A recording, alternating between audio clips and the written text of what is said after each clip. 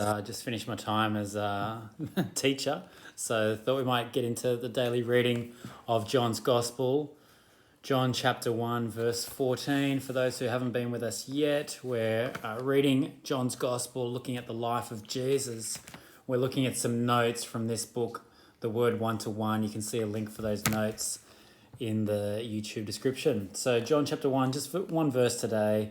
The Word became flesh and made his dwelling among us. We have seen his glory, the glory of the one and only Son, who came from the Father, full of grace and truth. And so what we see here is this picture of John describing God's glory coming to earth. It's a new puppy having a bark.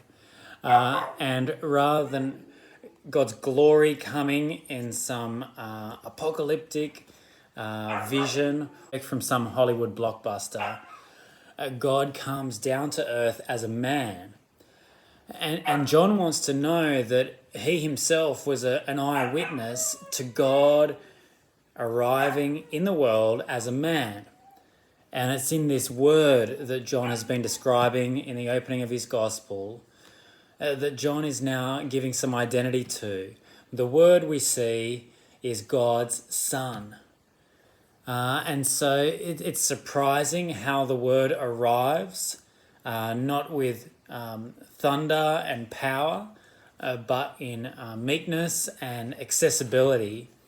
And John describes that the word comes full of both grace and truth. And I guess grace is God's undeserved kindness. It's about love that's been freely given.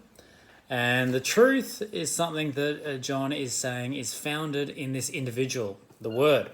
That within this individual is the revelation from God about the truth for the world.